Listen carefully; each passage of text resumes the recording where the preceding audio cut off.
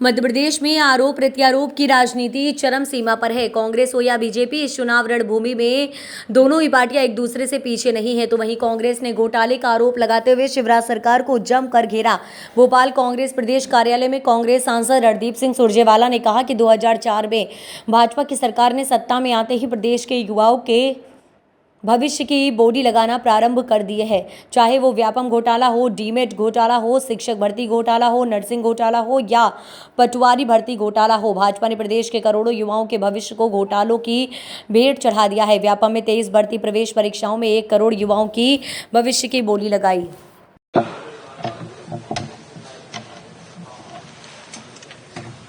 आज की पत्रकार वार्ता और उसमें दिए जाने वाले तथ्य प्रदेश के नौजवानों के भविष्य की बोली लगाकर भाजपा द्वारा बेचने से जुड़ी है। आज हम आपको बताएंगे कि पटवारी भर्ती घोटाला, इसकी पूरी जानकारी शिवराज सिंह चौहान जी को थी। उसके बावजूद भी शिवराज सिंह चौहान जी ने और भारतीय जनता पार्टी ने यह पटवारी भर्ती घोटाला अंजाम होने दिया। और ये मैं नहीं कह रहा, ये उनकी सरकार के साक्ष्य खुद कह रहे हैं। साथियों, पुरानी कहावत है कि ऊंट के पांव पालने में नजर आ जाते हैं, दिख जाते हैं। भाजपा सरकार ने 18 साल से पहले सत्ता में आते ही मध्य प्रदेश के नौजवानों के भविष्य की बोली लगानी शुरू कर दी, जो आज तक भी जारी है। वो व्यापम घोटाला हो, वो डीमैट घोटाला हो, वो शिक्षक भर्ती घोटाला हो, वो नर्सिंग घोटाला हो, वो पटवारी भर्ती घोटाला हो या फिर परीक्षाओं के रिजल्ट ना निकालने का घोटाला हो। इन सब ने करोड़ों करोड़ों मध्य प्रदेश के युवाओं के भविष्य का गला घोट दिया। सबसे पहले आया था 23 भर्ती परीक्षाओं में करोड़ों युवाओं के भविष्य की बोली लगाने वाला व्यापम घोटाला, जिसके बारे में पूरा प्रदेश जानता है। व्यावसायिक परीक्षा मंडल या व्यापम का ये घोटाला 12 जून 2004 को सामने आया था पहली बार, हम 2023 में।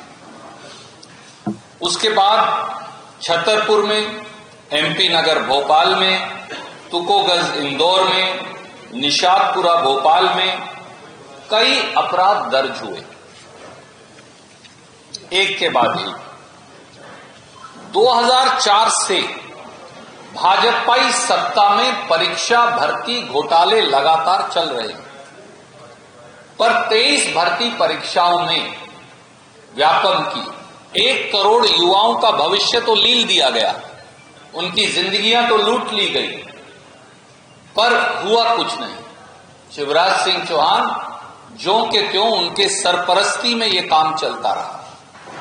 फिर आया व्यापम से भी बड़ा डीमैट घोटाला, जिसमें डेंटल और मेडिकल कॉलेज की जो सीटें हैं, जो सरकारी सीटें हैं, वो 6 निजी मेडिकल और 16 निजी डेंटल कॉलेजों ने 50 लाख रुपया से 1.5 करोड़ रुपया तक ये सीटें बेच डाली।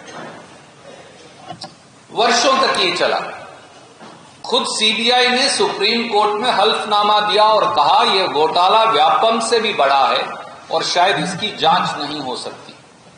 कुछ पत्रकारों ने तो आकलन कर इस घोटाले को 10,000 करोड़ तक का बताया। उसके बाद युवाओं के भविष्य को फिर नर्क में डाला नर्सिंग घोटाला। मध्य प्रदेश में जो फर्जी नर्सिंग कॉलेज हैं लगभग वही चलते हैं, असली नर्सिंग कॉलेज बचा नहीं। 695 ऐसे नर्सिंग कॉलेज हैं।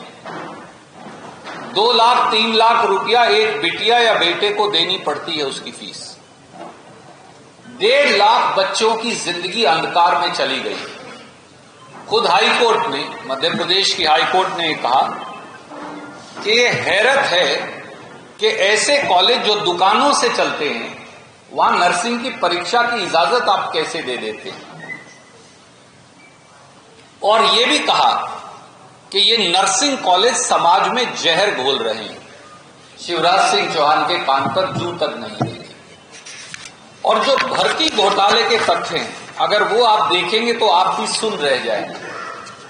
पटवारी भर्ती घोटाले के 22 नवंबर 2022 को कर्मचारी चयन मंडल ने ग्रुप 2, सब ग्रुप 4 और पटवारी की संयुक्त परीक्षा का नोटिस जारी किया।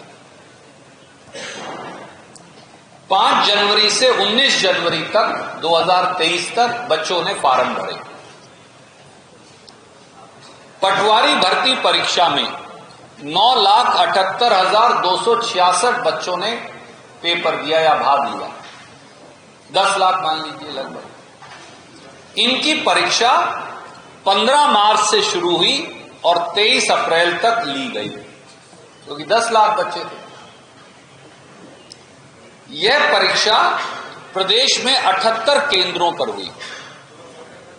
30 जून 2023 को इसका रिजल्ट आया। 8,600 के करीब का चयन हुआ।